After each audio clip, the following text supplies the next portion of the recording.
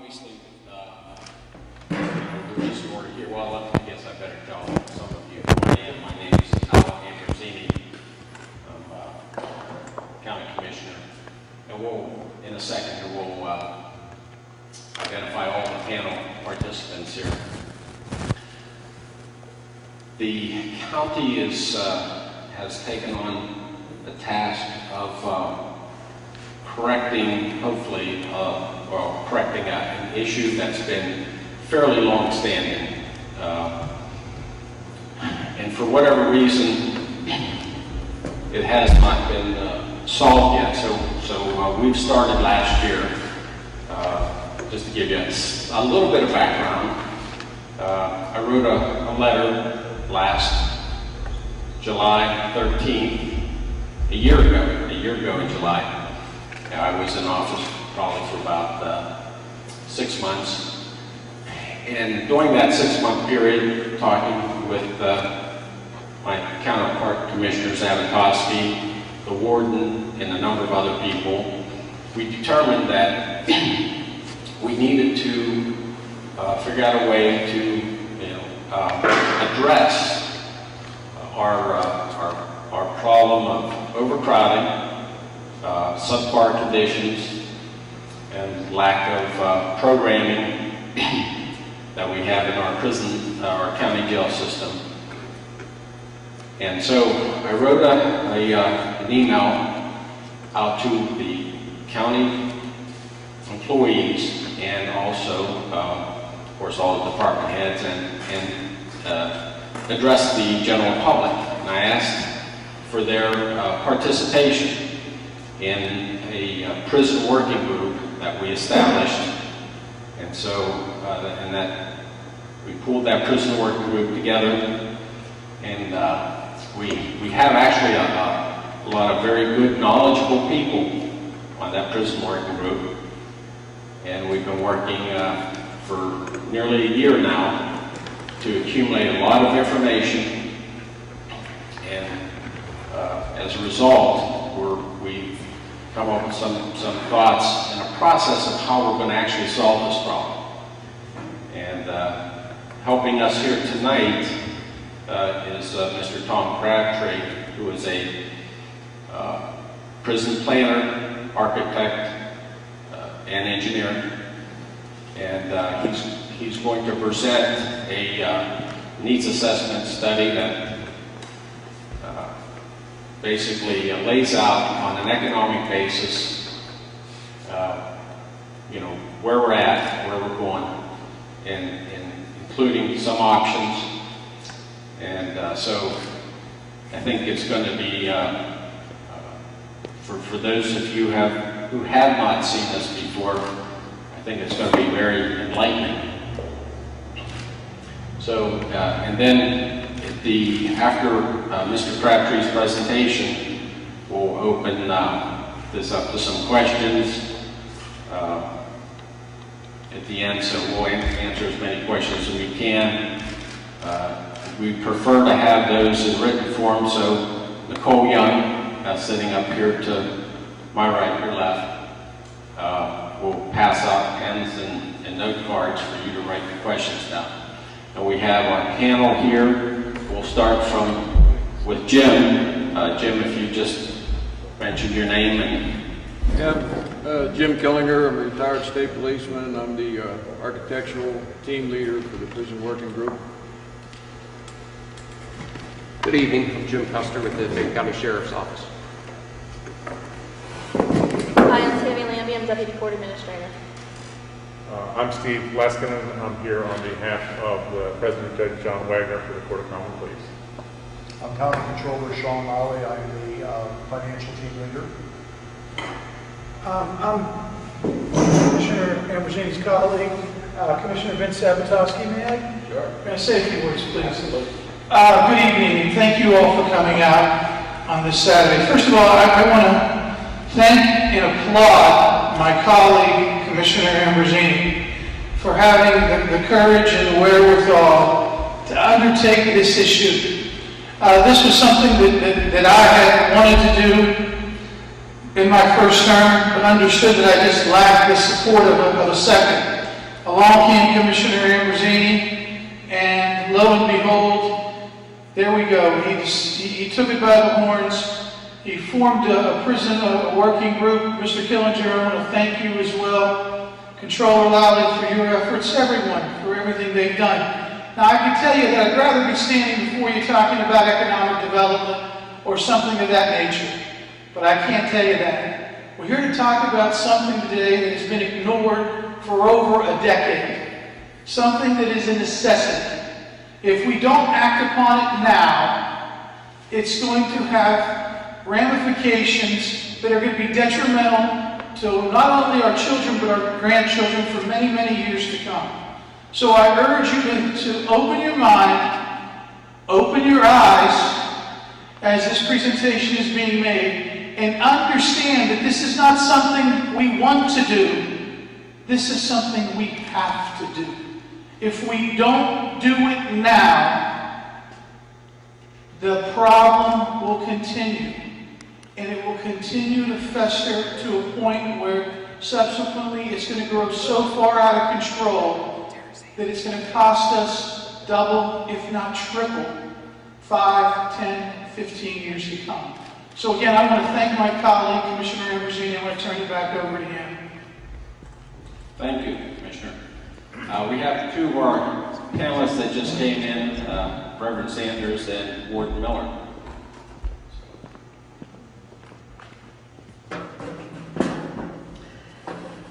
Okay, with that, I think I'd like to ask Mr. Tom Crabtree to explain where we're going, where we've come from, and why we have to do what we're going to do.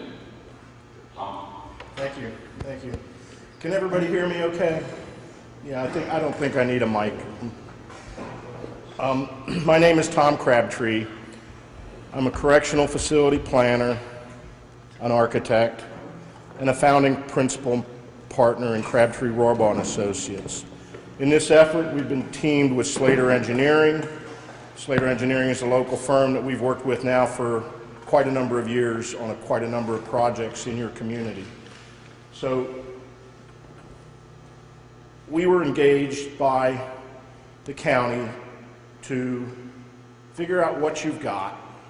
I think everybody understands what the problem was, or what the problem is that's driving this decision that you have before you, and that is, the problem is that you're spending right now in excess of $150,000 a month boarding prisoners, paying somebody else to house your inmates. And that sounds like a lot of money, and it is a lot of money, but it's only the tip of the iceberg in terms of the cost to the county of what's happening right now. So the county contacted us and said, look, we need to understand what our problem is, what assets we have that we can bring to bear to solve that problem, and what solutions we might have, and what will it cost. And is there a solution that is less expensive, more economical than what we're doing right now? If boarding the inmates in Center County is more economical than the alternatives, then at least in terms of the economics, that's the right decision. That's the right solution. Okay, so the question is, what are the possible alternatives? What will they cost us? Not just up front, but over the 30-year, 40-year, 50-year life of the facility, what will it cost us? Okay? This is the study. This is a PowerPoint presentation of the study. It will be, as I understand, shortly posted on the county's website for people to peruse and look at. And of course, there are copies available in the courthouse that if somebody wants to sit down and look at it in more detail, you certainly can. But I am going to take you through the multiple steps, the 6 or 7 steps that we've gone through, and give you a pretty good dose of detail on what we have found and what we have observed and what the options are to you. And I realize you probably can't see this, but at least it helps me understand what I need to say to you next. So the process that we've gone through is we've interviewed all different elements of the criminal justice system, We've toured the prison, we've reviewed the correctional standards that the state has published. We've reviewed all of your statistical data to understand exactly what's going on in this county. Why are there people in jail? Are there too many people in jail? Those kind of questions we want to be able to answer intelligently. So at this point I can say pretty comfortably, we understand your system, we understand your prison, we understand the problems that your warden is dealing with and your staff and administration are dealing with on a daily basis. We understand the headaches to the county of moving people back and forth, but no matter how we slice it, the prison is kind of a headache that the county has to deal with. Even when you don't have a boarding problem, the prison is something, and you're not alone in that. You're a lot like every other county in Pennsylvania. We've done this study process about 40 times. About 30 of those times were for Pennsylvania county jails. So we've done it a lot, and what I know is you're not much different than a lot of the people that we've done this for in terms of what the problem is and your desire to not spend $1 more on inmate care than you need to, but at the same time you have a legal obligation to provide a safe, secure, healthy living environment and working environment. Remember, every day there's 40 or 50 people in that building that are your county neighbors, your county employees. So we want to provide a safe working and living environment for them too. Okay, so that's the process. The first step in the process is to determine what are your existing conditions, what's going on. You have a rated capacity in your jail of 239 beds. The rated capacity is essentially what it was built for. In 1962, 51 years ago, you did your last major renovation at the jail. And in that renovation, you created you added space for women. Prior to that, you didn't have any space for women. You added space for women, and you upgraded the capacity of your jail to 239 beds. Since then, in response to the overcrowding, you've taken over the multi-purpose rooms, the hallways, the chapel, or the multi-purpose room that was used as a chapel. You've taken over every available square foot of the jail and put bunks in it. Okay, so while your rated capacity was 239, you currently have 262 bunks in that jail. So if somebody says, well, what's our capacity? The warden is going to say, well, it's 262 because that's how many mattresses I have, unless I roll some out and put them on the floor, which they have done. Okay, but 262 is the capacity of your jail. What's significant about that? In July of 2013, this past July, the whole month of July, you averaged 110 more inmates than you had beds for. 110.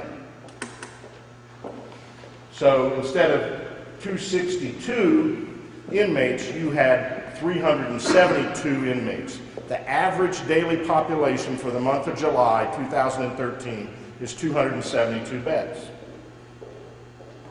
The rated capacity, remember, the rated what this jail was designed to hold is 133 beds less than that. Okay, so that's the problem. You got somewhere between 239, 262 beds available to you. Unfortunately, in July, you had 272 inmates, not as a peak population. You had more than that on some days in July, but for the whole month of July, you averaged 272. We go through the jail. We did a survey of your existing facility. Of course, this is the jail and the courthouse and the county office annex and the boiler building and some parking in the back. So we've got a good idea. We have drawings of your jail, of your existing jail that we've created, the purpose of which is to determine what asset you have. That building is an asset that the county has. How can we best utilize that asset? Is there a way that we can utilize that asset to solve your overcrowding problem as a part of the solution to your overcrowding problem? Okay? We then did a building condition summary. Basically, we reviewed the condition of the existing building. Again, what we're trying to determine is what's the asset? How valuable is it? Does it save us any money to use it? What I can say about your existing old jail is the last renovation was in 1962, and every piece of equipment in that jail looks to be original to that 1962 renovation. You've done some repairs to fire alarm systems and you've patched things here and there, but at the end of the day, you have a 51-year-old boiler and 51-year-old electrical system and 51-year-old lights. And if this was your home, you'd be saying, I'm going to be due for a boiler pretty soon. Or I'm going to be due to take the fuse box out and put an electrical panel in. And I'm going to be due to add fire alarm systems and sprinkler systems to this jail. So there's things that need to be done to it. And the basic condition of the building is everything is worn out. Everything has served its 50-year useful life to the county. Can you get another 3 years out of it? You're going to have to, because that's about how long it might take to undertake whatever you decide next. The plumbing systems. So all of the original systems are worn out. In addition, there's not adequate space in the building. The building has about 31,000 square feet. For 372 inmates, you need about 75 to 100,000 square feet. So it's about a third to half the size that it would need to be if we were going to say, well, let's renovate it and not do any additions or anything. The annex is down at the bottom of the hill. That was built as a temporary solution. It was built in 2002, about the same time that you started hitting overcrowding in the jail in 2002. You responded with the annex. The annex is a metal building. It's basically a big hall about like this, full of 80 inmates, with some staff and some toilets, and the meals are delivered down there, and not much security, not much of anything other than bunk space and place to eat. The annex has some issues with regard to code also. It's not ADA compliant, ADA, Americans with Disabilities Act. It's not accessible building. So there are issues that need to be dealt with.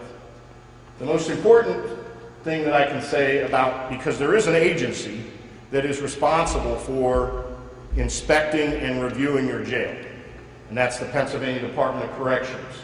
And the Pennsylvania Department of Corrections Office of County Inspections and Services has determined that the facility is non-compliant in 80 of the 142 compliance points it's responsible to check.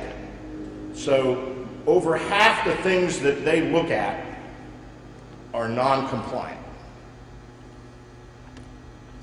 At this point, and the warden has lived with this, at this point the Department of Corrections is waiting to see what happens with this process. You know, they want this process to move forward. They want the county to act on something so that this problem is resolved. Another thing that we do is determine what would be the cost to upgrade the existing facility to meet current codes and standards. Not to make it bigger, just to take that building and make those 239 or 262 beds, but it really would be 239, make them meet code, make the building safe and accessible and code compliant for 239 inmates. Okay? The cost of doing that in the old jail is a little over $7 million. And the improvements that need to happen at the annex is about $300,000. So if you spent $7.3 million, you could make your existing jail capable of housing the 239 inmates it was originally designed to house safely. Okay? The problem with that, of course, is that renovation of the prison and annex to meet the current standard falls 133 beds short of what you needed last July in the way of bed space. So if you do that and spend that money, you need to spend it knowing that you're still going to have to board inmates somewhere else or come up with some other solution. And in July of 2013, you were spending an average of $60 a day to send those inmates out, and in that month, you spent over $150,000. In addition to that, if an inmate gets sick and needs to go to the hospital, you have contracted medical services in your prison. You contract with an agency. But when you've got an inmate in Center County, they take care of that guy's health problem and they send you the bill. Okay, so that's an added cost that happens. In addition to that, you've got to get those inmates to and from those other facilities. And that doesn't sound that difficult, except when they need to be here, they need to be here, and when they need to get back, they need to get back, and when the warden runs out of space in his existing jail, he has no problem but to get on the phone and try to find more space. What's been happening over the last couple of years is you started with nearby counties, and you got 4 or 5 inmates here, and then you got 4 or 5 inmates a little further away, and then 15 or 20 inmates a little further away. Now you're sending inmates to 5 different counties. The furthest away is Center County, which is a pretty good hike from here. Needs assessment. So that's the situation. That's the existing conditions. That's what we've got. Now, what do we need? In order to know what we need, the first thing we do is look at population statistics. We look at what's happened in the past, what we can expect to happen going forward with your prison population. Okay? This is the monthly average daily population every month from 2003 through 2013 by month. And you can see here the peak in 2013, 272 inmates on an average daily population of the entire year of 321. So you have an average daily population, which is the data that everybody collects and assembles. This data comes from the state. It's been verified by the Pennsylvania Commission on Crime and Delinquency. It's been verified by all of your local people. So this is data that's readily available. But the form that it's available in is average daily population for the year. Okay? We've been able to obtain average daily population by month, and it's important to know that there's always a peak month that's larger than the year.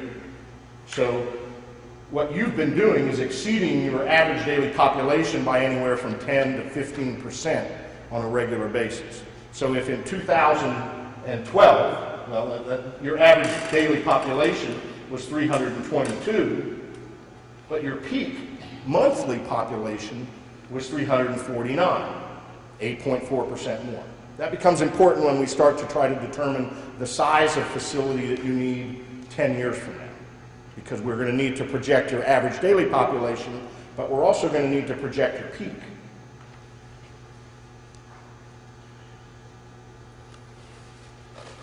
There we go. I'll hold this. This is statistical data, crime data for your county. That's good right there. And it compares it with your neighbors, Fayette, Greene, Washington, Westmoreland, and Somerset, and all of the other fourth-class counties in Pennsylvania. Fourth class is the size of your county.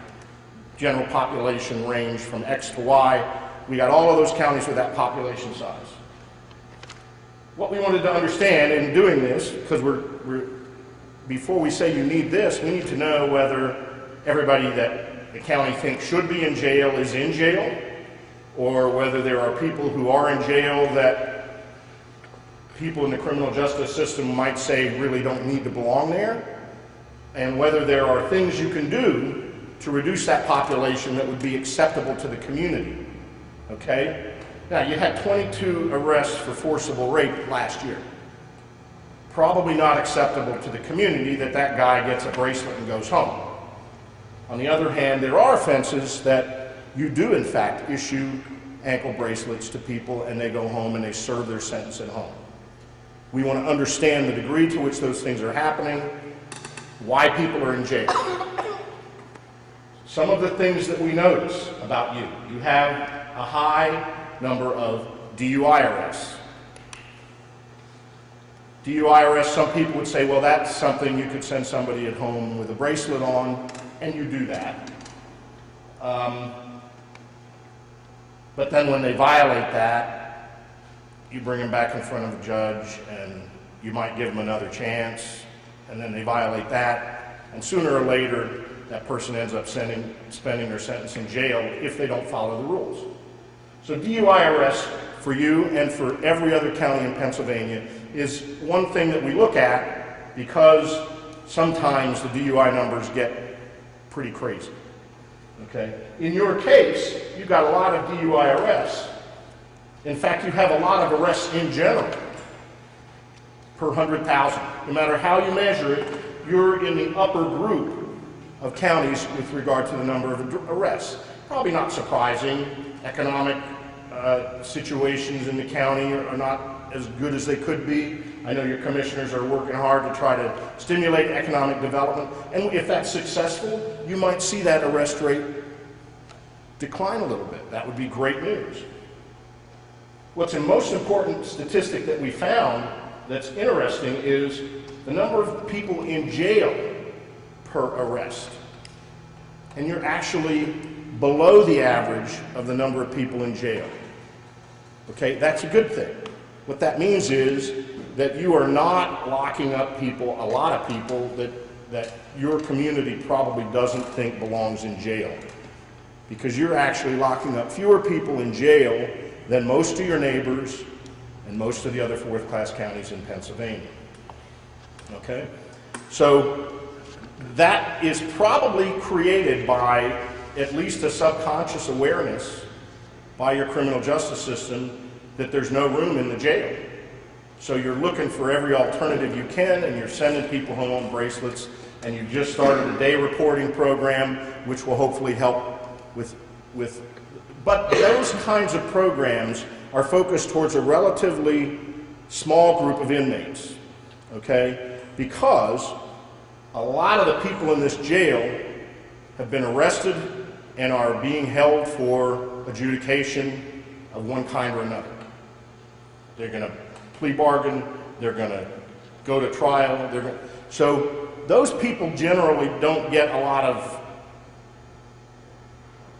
bracelets because unless the offense is very insignificant, in which case they're out on bail. So the people in your jail that are pre-trial are generally there because there's a serious offense involved. And the sentence people is who those programs are focused towards, and the reality is you have a lot more unsentenced people in your jail than sentenced people. So your population, when you compare your jail population to other counties, it's pretty clear that you don't have an inordinate number of people in the system that shouldn't be there. By the way your community measures that, by the way your court measures that, by the way you compare with other counties. We then take that information that we've just gone over, and we start to develop population projections. These are the annual average daily populations for that 10-year period. And over the last 10 years, your average daily population rose at a rate of 2.8% a year. 2.8% every year. 2.8% more people in jail this year than last year. Okay? It didn't always, average daily population always operates on a curve. You know, it might go up and down and up and down and up and down, but the trend is upward at a rate of 2.8% a year for the last 10 years. In the last 5 years, it's upward at a rate of 4.8%. So you've had a lot more growth in the last 5 years than you did over the 10 years. The average rate of growth in Pennsylvania over the last 10 years is 4.8%. So you are essentially on the same rate of growth as everybody else in Pennsylvania in your jail growth over the last 5 years. Now, we could project that something magic is going to happen or some program is going to be put in place, day reporting, that's going to reduce that rate of growth. But I've been doing this for about 40 years, and I've seen one county in 40 years reduce their growth rate in their prison population, and that was an exceptional event where they had 150 people in their jail for non-support payment, for not paying child support. And we pointed that out, and the judges all agreed, wait a minute, there's got to be a better way to handle this. Let's do some day reporting, let's do some work release, and they were able to pretty much reduce the population of the jail by that amount. Now, since that day, this is Anne Arundel County, Maryland, since that day, the population has been increasing at about 3 to 4% a year, but they did make that one decline. That's the only situation that I've observed in 40 years, 38 years of doing this, where I've seen a county able to actually decrease the population of their jail. Some of the other things we want to know: what percentage of your population are women? In 2003, 10 years ago, it was about 10% or 11%. Today, it's closer to 15%, 14, 13, 14%. So what's happened is, DUI is an equal opportunity offense. Crime is becoming an equal opportunity, and nationwide and statewide, we are seeing the percentages of women in jail increasing. Okay, so we need to be aware of that when we start saying, this is what you need, this is how many beds you need. Your female population is likely to continue to grow faster. That's what that really means. Your female population is growing faster than your male population. As a percentage, any way you want to measure it. So with that information, we've got two different possible projections we can make. We can project your population going forward at the last 10-year trend, which, by the way, has been going on in the state for the last 20 years. The 20-year trend in Pennsylvania is 4.8% a year, not just the 10-year. 20 years has been happening. Or we can project at your last 5 years of growth rate at 4.8%, which is the state average. When you do those projections, you get two different sets of numbers, currently 5 years out, 10 years out, and it is our recommendation that we use the slower rate of growth. We don't want to overbuild. It is our recommendation that we use the smallest number that we can statistically justify to project, because you can always go back in 5 years or 10 years and make it bigger, but you can't make it smaller. Okay, so our recommendation is that we design for an average daily population in 10 years of 406. Now, when you consider that the month of July was 372, 406 is not projecting a lot of growth. We are not trying to be aggressively over-projecting your need. Okay? Now, we know we've got, if that's the average daily population, we know that we've got peaks. And we know that we've got diversity. You can't put men in a women's cell. You can't put juvenile offenders charged with an adult offense in the main men's housing unit. You can't put mentally ill inmates in the same housing unit as people who don't have those issues. So we need to have diversity capabilities within the jail, and we need to have peaking capabilities within the jail, which leads us to conclude that you need 400 male beds and 80 female beds for a total bed count of 480 to house your average daily population of 406.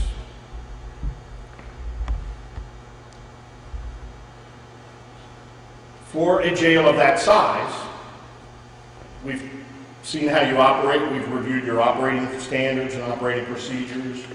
For a jail of that size, we have essentially created a list of spaces you need. Jail is not just cells. There's food service facilities and janitorial facilities and boiler rooms and medical facilities and educational facilities and a chapel that our good chaplain hasn't seen one of in quite a while. All of those things, and administrative offices and an intake center and a booking center, all of those things you need in the jail. And these spaces are all laid out here so that we can do one thing, and that is determine how many square feet of building you need. And we come to the conclusion, to me, to address that average daily population of 406, you need 98,400 square feet. Remember, your old jail is about 31,000 square feet. So we need more of something. All right, now we've established what our existing situation is, and we've established what our needs are in terms of number of beds and the amount of space we need. What are our options in providing that? The first option, I call it option 0 construction. First option, fix up your old jail, spend the $7 million on making it code compliant so that we don't have the Department of Corrections coming in here and closing it. And continue to board your inmates. What's that going to cost you? What's that going to cost you next year? What's that going to cost you 10 years from now? Option 1, additions and renovations. Construct additions to your existing 31,000 square foot jail to house the other things you need and to bring the extra beds you need into the facility. Option 2 is to construct an all-new facility. These are always 3 options that we analyze. Sometimes there's a 4th or 5th option, but in your case, you're pretty much, these are the options you have available to you. There's other sub-options that you could get to, but I can promise you they'd all be more expensive than one of these 3. We create drawings. This is your old jail right here. This is how much 3-story jail you need to add to the old jail. Not much room left on the property, you'd be able to drive around it, and you might be able to do one more addition someday, and you'd have to build a parking garage to do it, and you'd have to replace the boiler building that's right there. So you can sort of start to see that the construction dollars on this might be pretty high because you got to build parking and you got to replace a boiler building. And this is multi-story construction, which is a little more expensive. And because of the tight conditions on the site, I want to point out that each of these housing units, the blue is always going to be housing units when you see it. The red's always going to be secure staff stations, and the yellow's always going to be corridors, circulation. These housing units have 48 beds in them. Each one has 48 beds. So this is 2 48-bed housing units supervised from a single control point. That becomes important when we start analyzing staffing. That's why we do these conceptual drawings, is so that we can determine what the staff would be required to operate this jail. These are the drawings of other floors. As you go up in the facility, you see 6 levels. Total of 6 levels on 3 stories. Each story is essentially a mezzanine and a floor, so it's a 2-tiered arrangement. And then, that's option 1. Option 2 would be, what would it look like if we could start with a clean slate and not worry about how big the site is, and just say we found a generic 20-acre site somewhere that works well and has utilities. What would we build? And here you can see these housing units are a little bigger. They're 80 beds instead of 48. And you got 2 80-bed housing units being supervised from a secure station instead of 2 48-bed housing units. It's going to take more people to operate that smaller housing unit design. And this jail has all the other things you need, and a women's section over here, and a minimum security and work release area. But basically this is a concept drawing that's, again, for the purpose of determining how many people is it going to take to operate a jail that's designed this way. And that's what the jail might look like. I mean, who knows what the jail will look like, but at least in this operating concept where you've established the size of your housing unit at the optimum, at the ideal for a county jail. And we've done a lot of county jails with 80-bed housing units. So we kind of know from our experience in dealing with wardens and that, you know, at some point you can't make it bigger because now it becomes unmanageable. 80 beds is kind of a nice optimum size. So with that then, with each option, we develop a capacity analysis. The capacity of option 0 is 239 beds. The capacity of option 1 is 480, which was what our stated goal was, and the capacity of option 2 is 480 beds. Now we know what we've got, what we need, and what the options are to provide what we need. What's it going to cost? The first step in determining what's it going to cost is what's it going to cost to staff it. Because over the next 50 years, or let's say the next 30 years, which would probably be something like the life of your bond issue to build it, to finance it and build it, over that 30-year period, it is a fact that 65 to 70% of your operating costs are going to be staff. 65 to 70% is staffing. So obviously it's important to understand how many staff it's going to take to run the jail.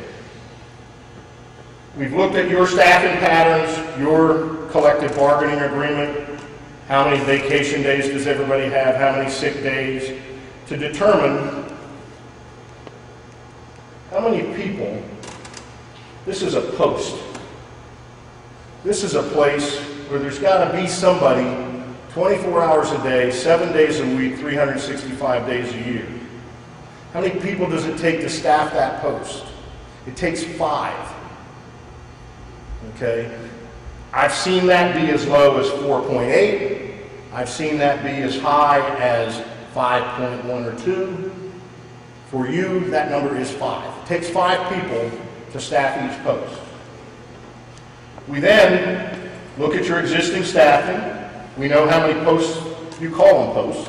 Post 18, post 20, post 21, post 22, 23. We know how you staff your jail. Today, if you have all full-time employees, at the time you prepared your budget for 2013, you needed 60 full-time people to fill the posts you had. That includes the warden, the administrative staff, records keepers, and the line officers, the people that are manning those posts. Now, not every post is 24/7. Some posts, like an intake officer, might just be there 2 shifts instead of 3 shifts. And we discount all of that and get to normalize all of those things. So this is the staff that you started the year saying this is what it's going to take. And a few months ago, you began to realize that you don't have enough staff to start running inmates all over Pennsylvania. And in the last few months, you've hired 15 part-time correctional officers because you didn't have anybody to run inmates around, and they're borrowing vehicles from the sheriff's office to run them around. You weren't prepared for transporting 100 inmates around the state.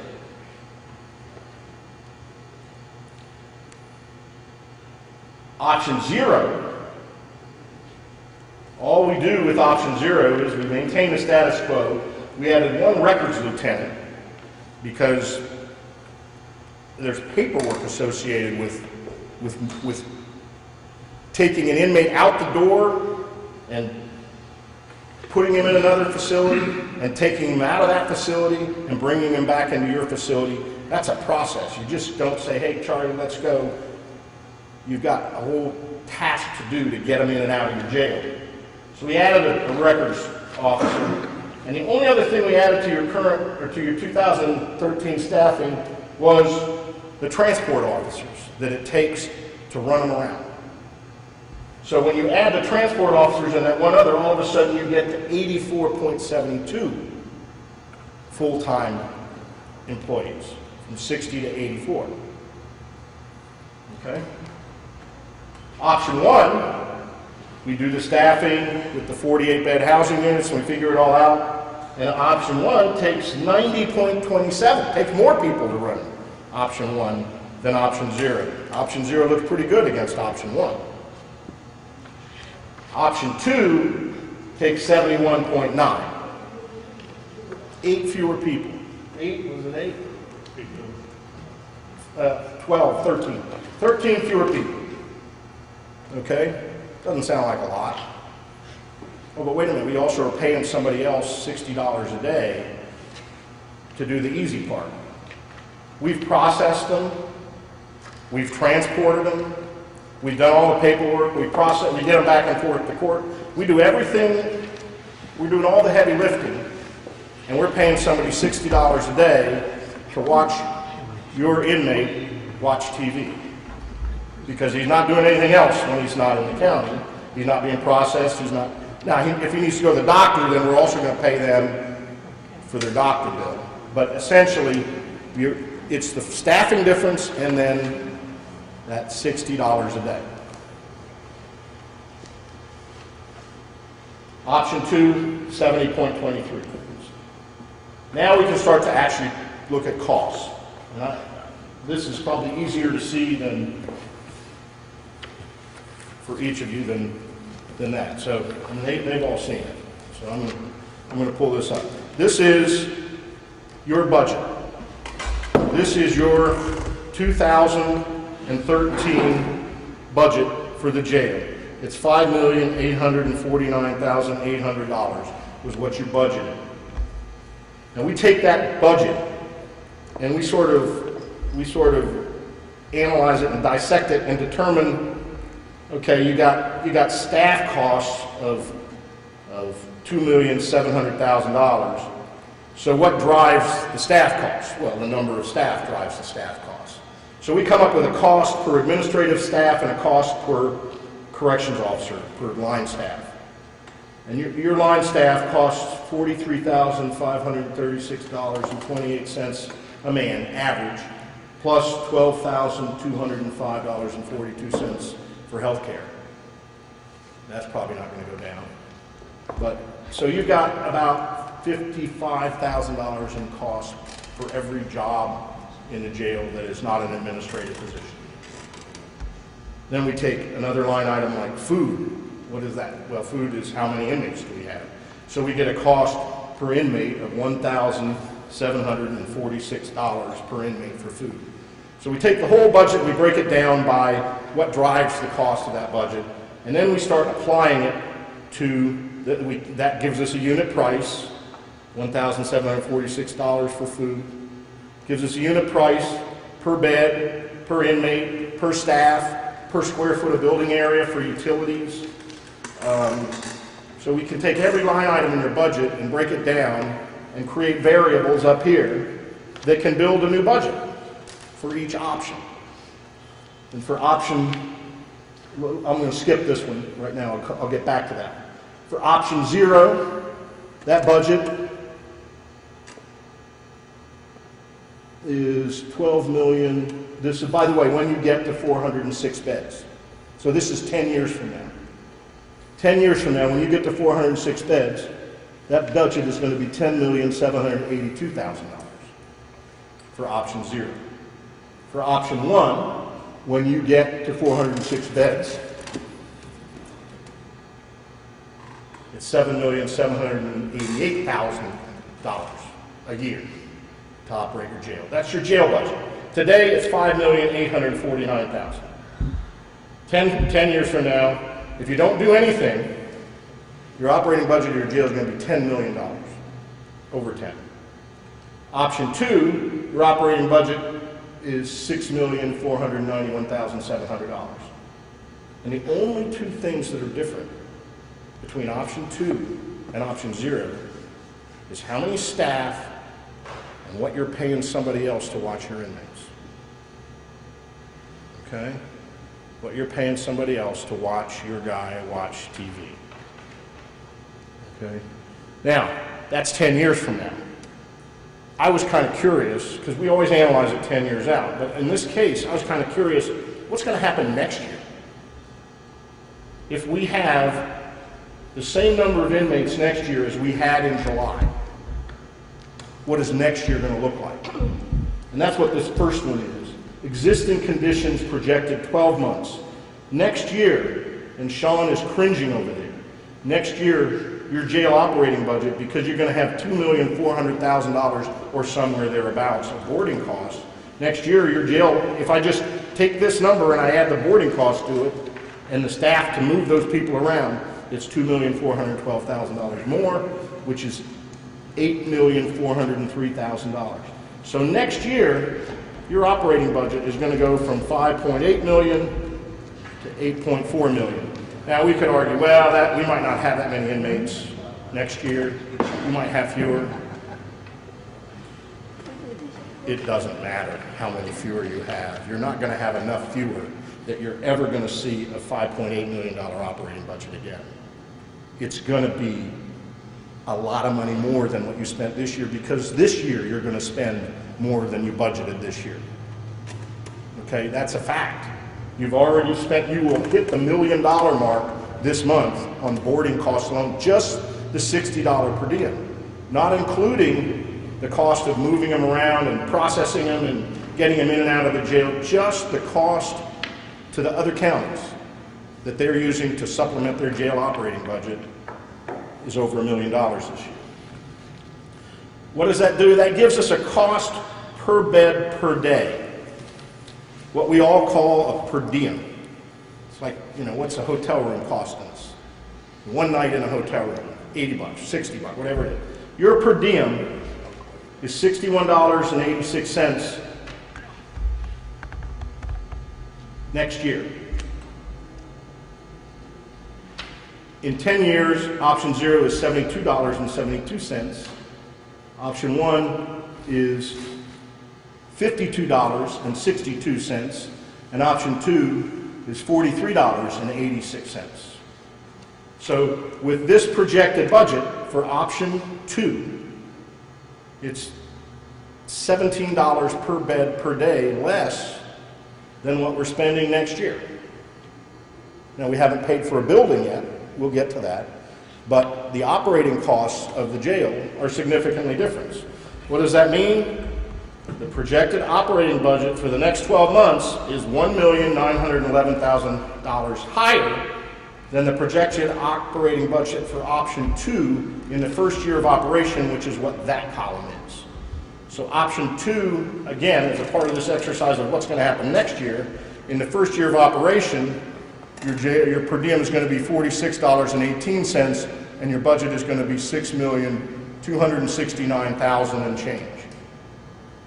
So if you do nothing right now, your operating costs, well, you're not going to get a jail built in a year. But if you do nothing, the first year you open this jail, it'll cost the county $1,900,000 less than what it would have cost if you did nothing. In 10 years, the option 0 is $4,271,000 a year more than what it will cost you 10 years to do option 2. That's that cost analysis. The next part of the cost analysis we need to do is the construction cost. No matter what we would like, we can't put them in tents. And there's a guy in Arizona that's doing that, but our climate's a little different. So we can't put them in tents, but we can build a good, hard-working building that's cost-effective. But if we do nothing, option 0, we still need to spend that $7 to $8 million to fix up the old jail to make it legal to occupy. Option 1, big price tag, $34 to $40 million. And this, by the way, these numbers include construction costs, but also all the other costs that go along with the project: contingency, inspection, engineering, equipment, computers, everything you need to move into the jail. Not just bricks and mortar, but bunks, mattresses, all of the things, pots and pans, kitchen equipment, all those things are in that budget. And option 2 is $27 to $31 million. So we've got option 0 at $7 to $8 million, sounds pretty good. Option 1 at $34 to $40 million, and option 2 at $27 to $31 million. We then figure out what's it going to cost us to borrow the money and pay it back. What's our amortization schedule going to be? And we take that amortization cost and we project it out for each option. And depending on the option, it's from $500,000 to $2 million a year to pay for this jail.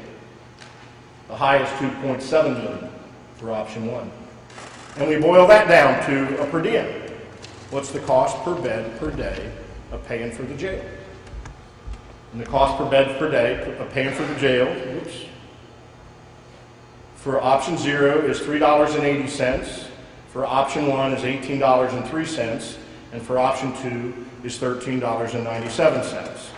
So, as I'm sure you've already anticipated, we take the option 0 operating cost of $72.72, and we add the $3.80 of debt service, and we get a per diem of $76.51.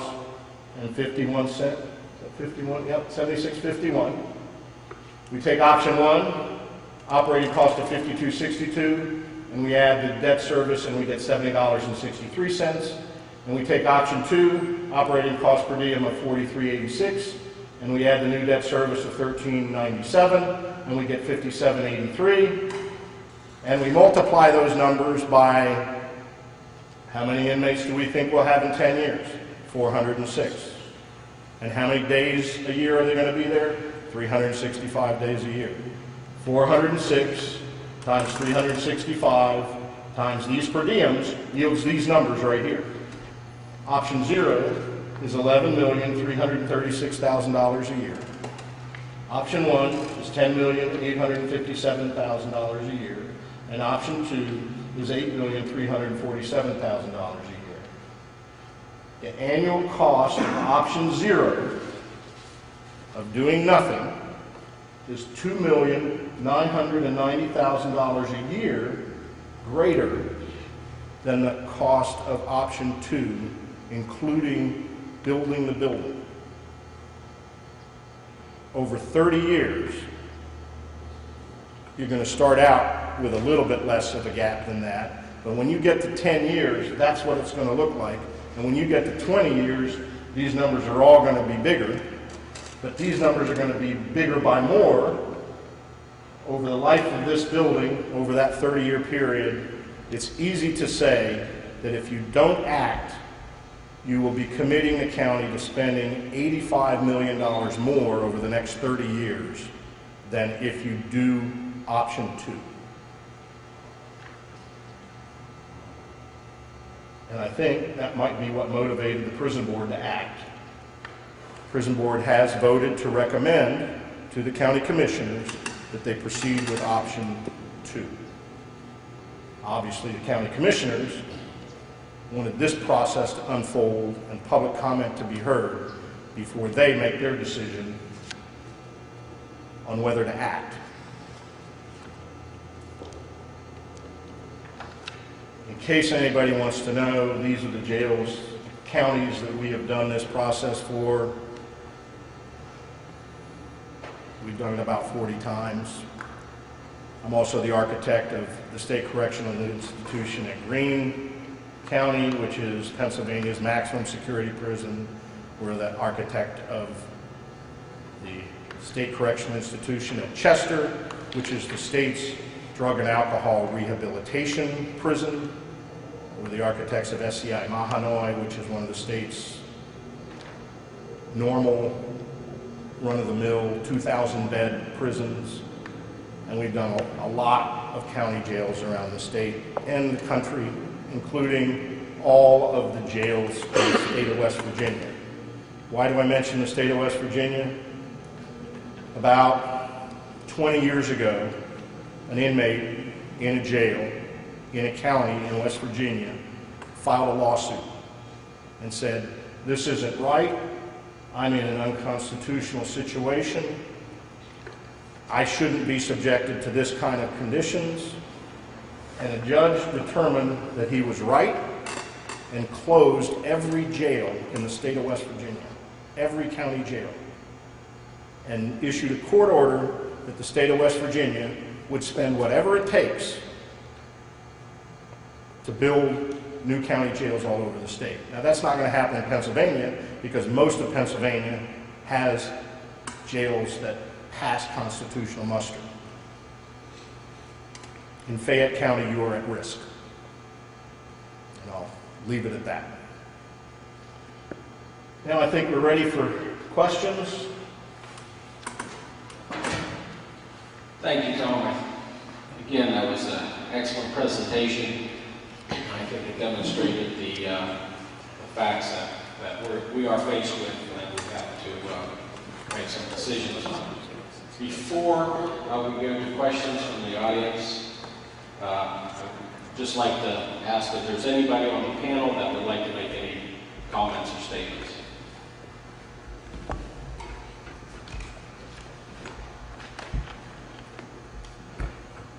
Commissioner, I'd like to make a comment. I just want to say one thing. Mr. Crabtree talked about option 0. During the time of the construction that they would renovate that building, we would have to send those inmates from that particular area out of the prison. So our rental numbers would go up probably around 30% during that time. And that would be during the whole course of the renovation project. Thank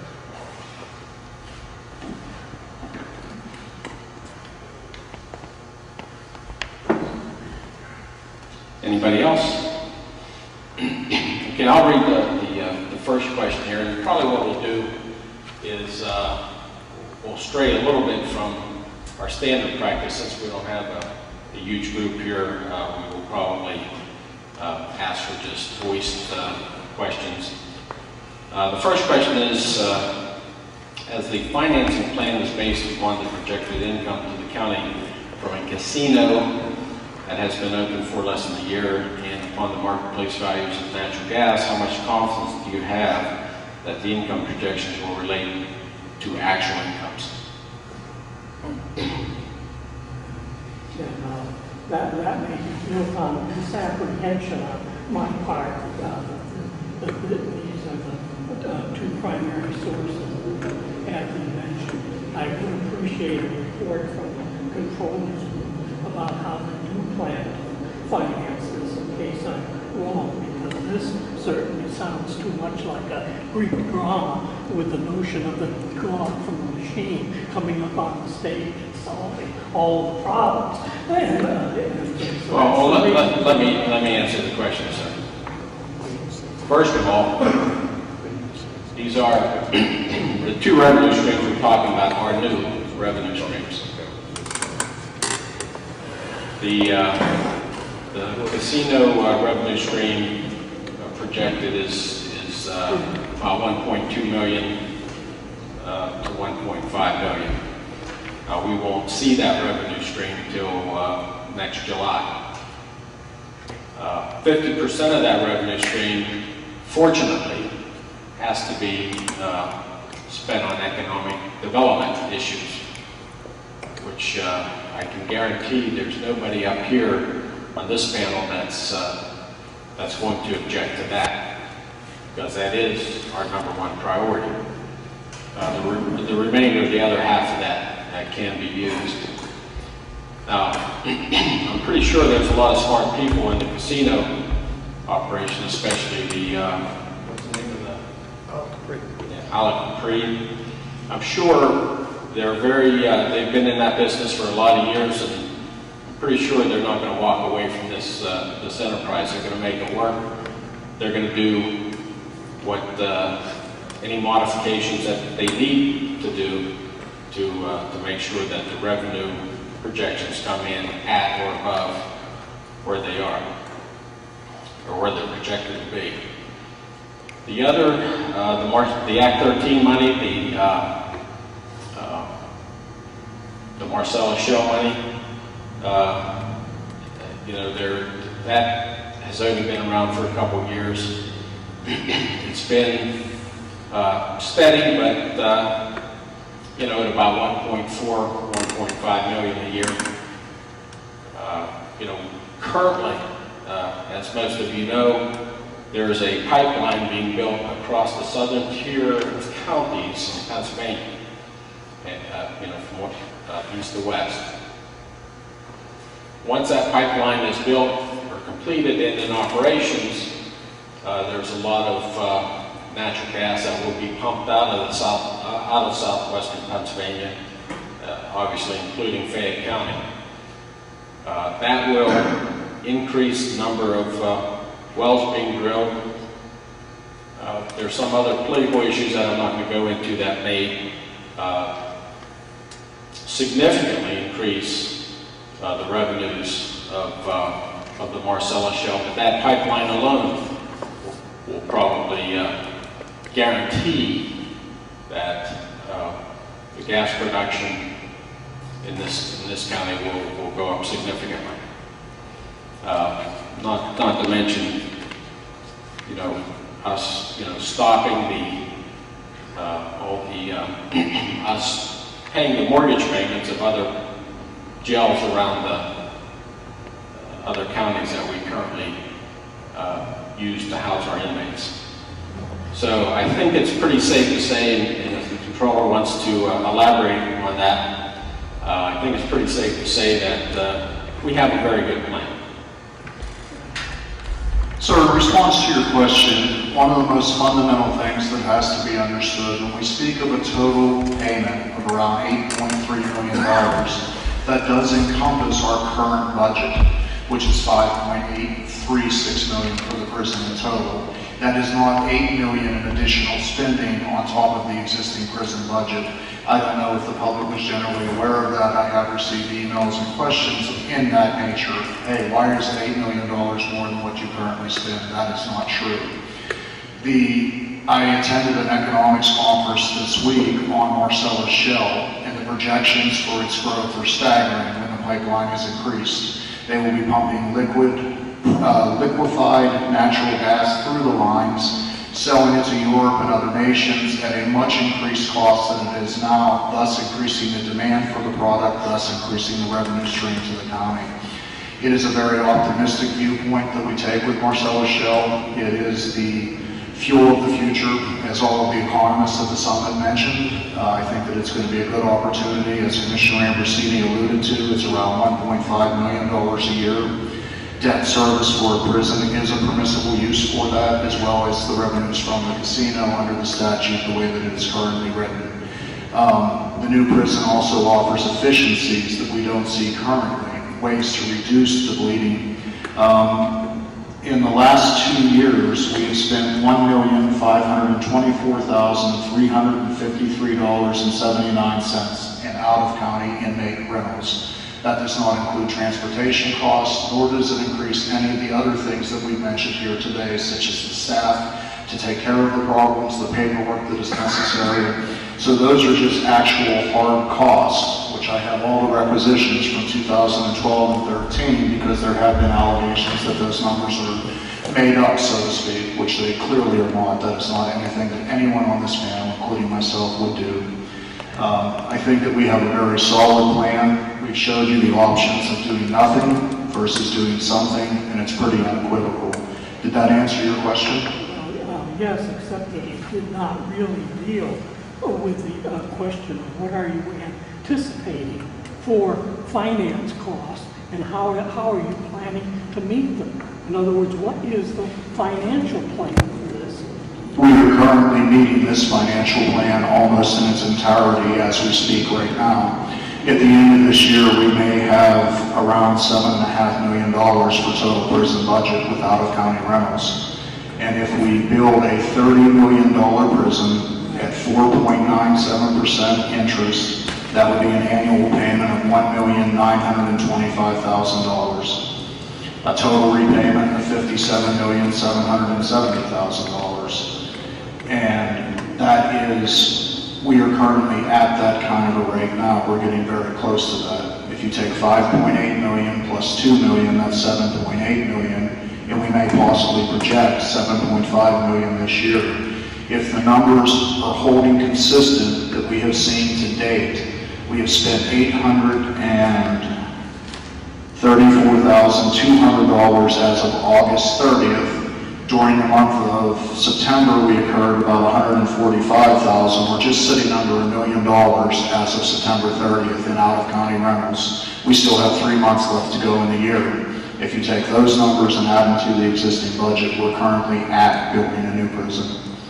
So that in other words, you're basically saying that the bond issue costs and the retirement of the bond issue debt and so on is pretty close to what we're paying now? It's very close, yes. That's what remember this sheet where I said the debt service analysis? That's what these numbers represent. The totals that I put in the last slide includes the bond issue cost. Okay. So the totals that are on this sheet, not on this sheet, on this sheet, the 11,300,000 or the 10 million or the 8 million, those include the bond issue cost. And these numbers replace your current prison budget. Okay? Currently, you budgeted in 2013 5.8, nearly 6 million. Unfortunately, you're going to spend well over $1 million more than that with added staff and so forth. You're already spending, as Controller Lally says, you're already spending nearly the total cost of building and operating the jail.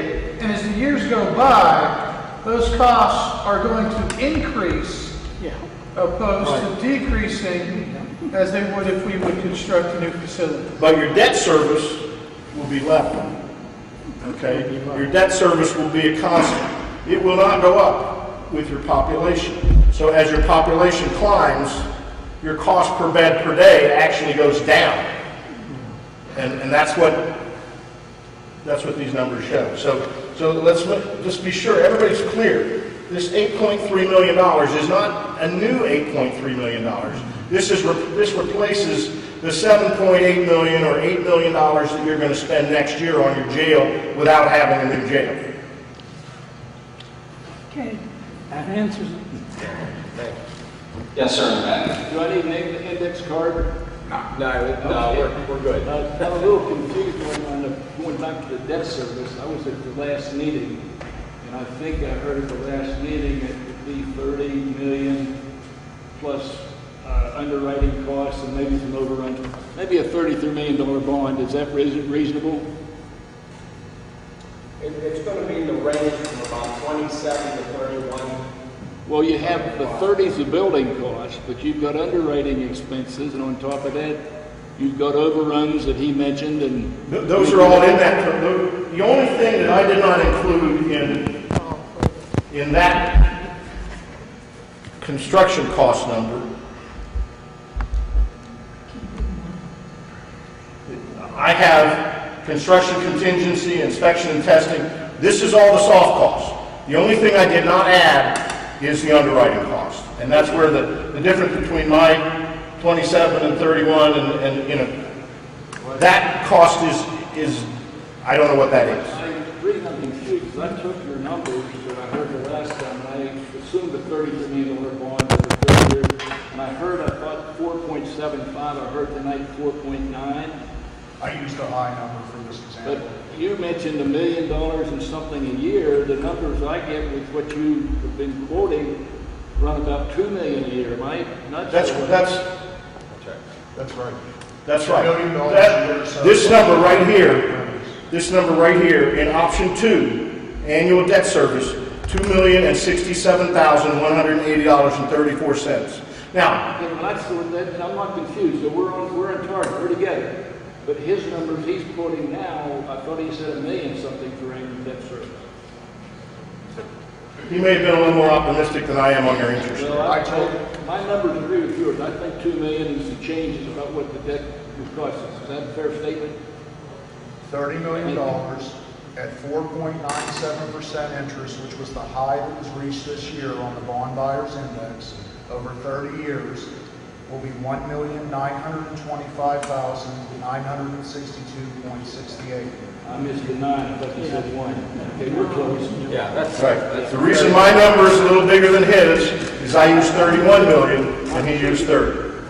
Okay, the other question is, I may be mistaken, but did I not read where the state is still building SCIs? The state is building more SCIs? Yes, is that? Is that a fact or not? I'm sure that they are planning on more SCIs. How quickly that will happen, I don't know, but that doesn't change your situation. Well, if you overbuild and you're going to rent out, it might if the market has more jail space and, you know, we, as a renter, we may not be able to count on that. The state has been in a catch-up mode on bed space for 20 years. They still don't have the bed space they want. We just finished an addition, a housing addition at Cambridge Springs, north of here. Okay? And there'll be another one. But they're not caught up.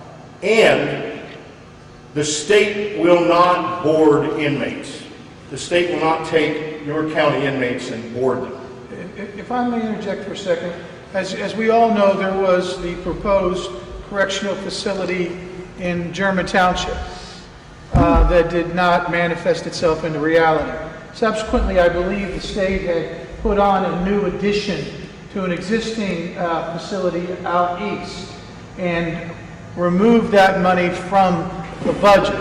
So it's highly unlikely that you'll see a correctional facility within the parameters of the geographic parameters of this area for us to even look at capitalizing on if we were even permitted to do so in the first place, which I think is unlikely in accordance to the law. Yeah, but let's understand something, okay? State space is not the same thing as county jail space, okay? The only people that go to the state are people that are convicted of an offense and sentenced to a sentence that is 2 years or longer, okay? Those people go to the state. In your county, almost completely. And Judge, do you want to speak to this? We're permitted to send female inmates to Muncie even though we're on a county sentence. So we routinely send female inmates to SCI Muncie because we don't have room for them. Sentenced inmates. Yes. So right now, their female population may be a little understated as far as what's needed because most of the women you have in your jail are in adjudication. Yeah, the state has definitely given us a concession there because I don't believe we pay to house those inmates, and I think they're basically just helping us out because they know that there's no place else to put them. That's a remarkable event. Yes, sir. Well, excuse me. You mentioned that we need a parking lot if we modify the old jail. Is that because of standard requirements, or do we just really need parking? The only place you can expand your old jail is where you are currently parking your jail staff and courthouse personnel. So I have expected that if you took all of the space that you're using for parking, that there's no space. I've been downtown on a court day. There's no place to park around the courthouse for the employees and the jail staff. So I made the bold assumption that you would have to replace that parking with your own parking. Let's see. Yeah, and the other thing that I don't know what the answer is, you may not have it. What do we do with the old jail?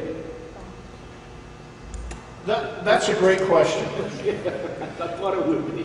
I don't think anybody's gotten to the point of coming to that, but unless the commissioners have. Well, there are a number of things that we're looking at for the old jail. Right now, record storage is a huge problem in our county government. I mean, we're renting places out all over the county to store our records. We can bring them back, make an area in the existing jail to keep them close so they'd be more easily retrievable. Wouldn't be any transportation costs or rental costs in that. So there is actually a savings that we realize there. We could expand some offices into the jail. And there's some other opportunities that we'll be looking at in terms of making the existing facility, from an economic point of view, hopefully we'll save some money, maybe some revenue-making opportunities. So yes, but I can tell you this, we're not, we're thinking about that, but we have not a lot of we haven't put a lot of thought into that, just simply because we don't have the time right now. How many beds do you need to store records? I'm joking. Cumberland County, Pennsylvania. Cumberland County, Pennsylvania faced that same question and ultimately decided to make, and at that time, Cumberland County's jail was the oldest operating jail in the original building in the United States. You're a close second, I'm pretty sure, but the Cumberland County did, in fact, convert their jail into the county archives. On a more serious thing, is it going to cost us anything just to keep it alive and keep it from pipes from freezing or whatever we have to do to just to maintain it? We always look at an existing building as an asset. And the challenge will be to determine what is the highest and best use for that asset. County Archives is definitely near the top of the list of what I would come up with as a short list of potential uses. There's space in that building that could be used for county offices, but it would require renovation, and that may be a cost you don't want to incur. County Archives requires very little work to the building. One thing I don't want anybody to forget, we still need to have space for inmates near the courthouse for jury trials and other court proceedings that have to be conducted in the courthouse. You need not only the inmates that are going to be in court for that proceeding. For example, if it's a day-long trial or a 3-day trial, they may be able to get bused back to the outlying prison overnight, but you're not going to bus them back for lunch. So they're going to have to come from the outlying prison to a holding area, which may be in the existing prison. And that could be anywhere from 10 to 15 or 18 inmates who are scheduled for trial. And you may have witnesses who can't be kept in the same exact area as the inmates who are also in prison. So you're going to need some significant space to allow for the proceedings in the courthouse that involve those inmates. So there'll be some portion somewhere, if it's not in the existing jail, it's going to have to be somewhere else where those people can be held on the days that they're in town for a legal proceeding. Yeah, this might be a good time to talk a little bit about the two decisions that the prison board made last Wednesday. One, of course, was to, they approved the motion to recommend to the commissioners that we go with option 2 to build a new facility, simply because it's the most economical way to go. The second option was, the second motion was to where do we put our this prison if the commissioners decide to vote to do so. And the second recommendation was to locate the new prison on the back portion of the Fayette County Fairgrounds off of the Route 119 corridor. And there's the advantages to that are the county already owns the property. So there's potential that will save in the neighborhood of $750,000 to $1 million, which we won't have to put into the bond issue. There's a number of advantages. One, obviously, from an economic point of view, saves the taxpayers from paying that bond issue off over a number of years. That facility will be close to the center of the county. So when law enforcement around the county arrest somebody and bring them to the central booking system, which will be in the new facility, those prisoners, unless they can make bail, that's where they stay. It's central to the county. Excuse me. It's central to the county, so it'll be easy to get to. It's basically halfway between the cities of Uniontown and Connellsville on the 119 corridor. Pigeons Road, which the facility will actually be entered from, is a state-maintained road, and it will be right across the street from the new Dunbar Township Business Park. And beyond the fairground property is the stone quarry, so it's a reasonably good place. The put a county facility. Yes, Rob? If I may briefly, my name is Rob Slater from Slater Engineering. We did a preliminary study of the property that the Commissioner is speaking of. We're actually working on an industrial park across the street, across Peachin Road from that property. So we understand the utility providers and availability. And what we looked at is available contour information, we did a preliminary site plan, just to understand the feasibility of constructing on that site. It is entirely feasible. It actually works very well. And what we found is, after studying that site plan and the cost associated with it, those numbers are incorporated into the study that Tom speaks of.